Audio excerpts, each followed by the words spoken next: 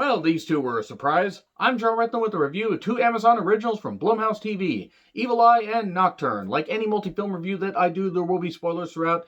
A little bit of a backstory, though, when it comes to Blumhouse. You're either going to get the Invisible Man version, or you're going to get Fantasy Island or The Craft Legacy. Blumhouse tends to really just skewer one way or the other. Now, sometimes they can produce some decent content where you're like, okay, this wasn't all that bad. It wasn't Truth or Dare, and there was some good character development, and even if the story was cliche, there was some good talent behind it. In the case of both of these movies, there was some good character, good character study, like actually it's a pretty good story, good family dynamic in both of these. One was a little bit better than the other, but I will say right now that neither of these movies were all that bad. So I'm going to start with Evil Eye. So you have a mother named Yusha who is trying to get her daughter, Pallavi is how it's pronounced. I'm sorry if I mispronounce any of these names. I do apologize. Yusha is back in New Delhi with her husband, and she's trying to make sure that her daughters are happy. It's like, well, I want her to be happy. I want my daughter to be happy, and she is very headstrong and doesn't want to be with the wrong guy. And her mother has a bit of a dark past. When her mother was 8 months pregnant, she had a run-in with an abusive ex-boyfriend that nearly killed her. Now, thankfully, that didn't happen, and she has a new husband, and everything's good. Now, the daughter does meet this new boy, Sandeep, or new man, Sandeep, when she's waiting for another guy to show up. That doesn't work because the guy is late. So she meets this guy, Sandeep. They hit it off really goddamn well. And the mother is like, oh, good, you met somebody and everything, but she wants to know more about him, being a traditional, woman from New Delhi. Even though her and her husband lived in America for a while, they moved back there. So she's communicating with her across, quite a bit of a time barrier there.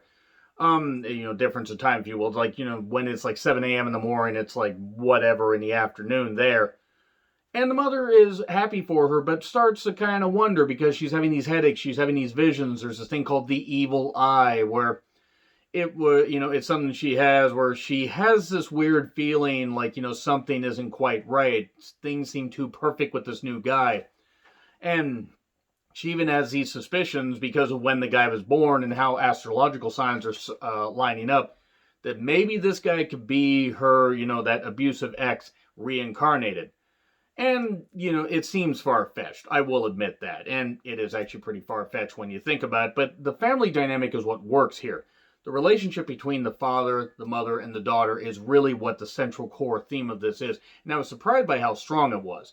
Now, it is a little bit chilling. It does get a little bit ridiculous when you get down to the meat of the matter and the fact that this mother believes that this new boyfriend is her ex-boyfriend reincarnated, and it's silly. But the way they do it actually kind of works. I was a bit surprised by how absorbed I was getting by this movie. One funny line between the father and mother, when she wouldn't come and see how the cooking was going, he said, "That's it, I'm ordering pizza." I don't know why that line made me laugh, but it did. Now, everything's going good.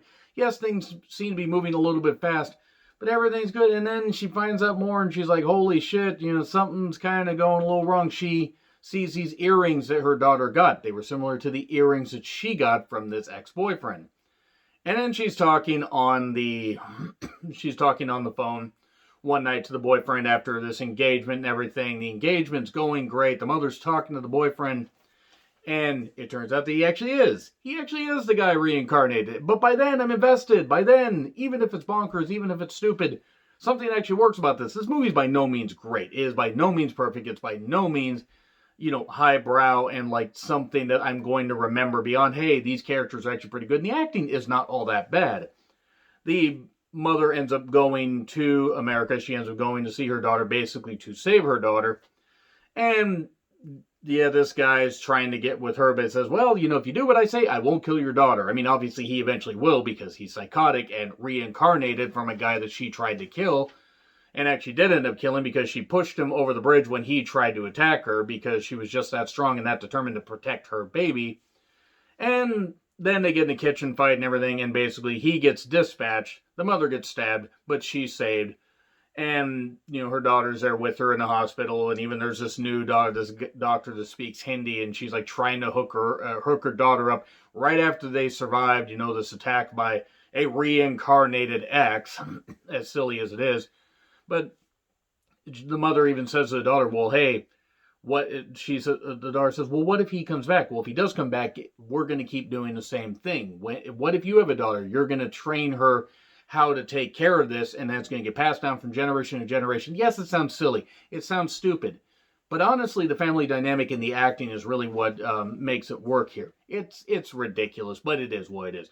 I'm going to give it a B- because the acting is really what sells it. Silly storyline aside, definitely gets a B-. Now, we go on to Nocturne. Basically, there are two girls that are very talented pianists. No, pianists, they tickle the ivory. This is getting weird.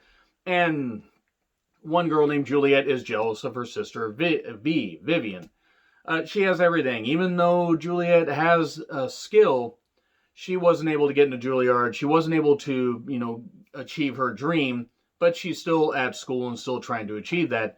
And Vivian has everything. And then there's this, 6 weeks after or 6 weeks before, a girl, who's a talented violinist, ended up killing herself. And they decided to, even though she won the competition, they were going to have the competition again in her honor.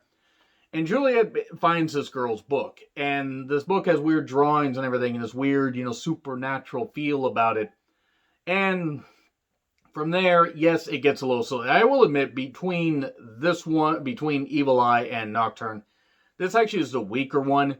Not because of the story, but the acting, I feel, plateaued a little bit, where it got very obvious that Juliet was really just, kind of this vindictive bitch, and she was going to do whatever she could to get ahead, including pretty much taking everything that her sister had. But then it ultimately didn't end up working out. There was one funny line, though, where Juliet, the day of a competition, has, an accident. Her period starts, and her sister says to her, her sister and her are close, let's tampon and go. Don't know why. It's like pay pass, just tap and go. Also, Juliet keeps seeing, weird visions and everything because of this book, and also she's on she's on this medication, for anxiety, and maybe that's affecting her vision, clouding her mind and everything. So there's a lot of stuff where, okay, it's about mental health and stuff like that, and it is. It actually has a pretty good mental health aspect to it. Where this movie falls apart, though, is the music montages are fine. Actually, the music's fucking terrific. It isn't scary. It isn't really chilling. It's very basic.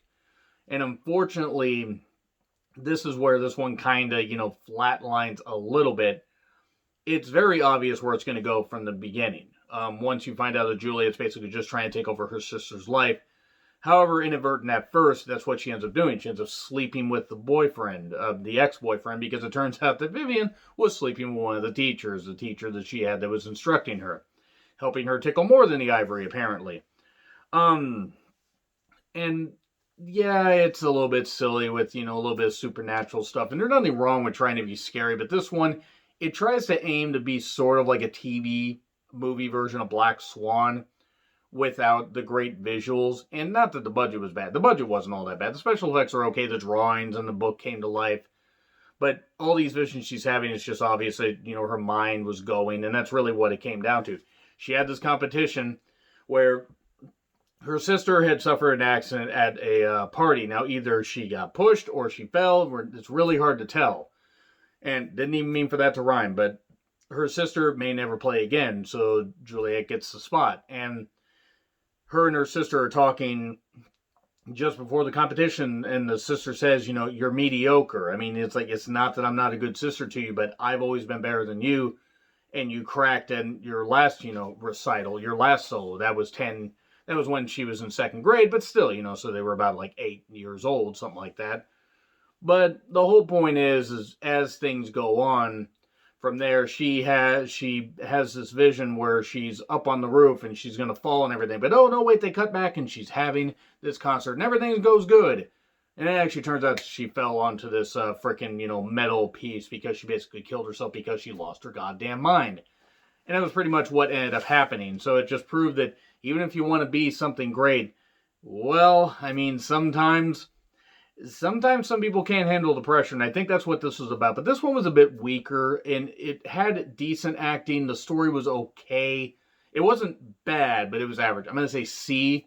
It's not bad to watch. It's not it's not like, oh god, this is the worst thing ever. But it's not necessarily something where you're gonna say, okay, I watched that and I absolutely loved it. I didn't hate it though. Anyway, agree, disagree with what I said. Like, share, subscribe. Twitter handle in the description. I'm John Ritlin. I'll see you soon.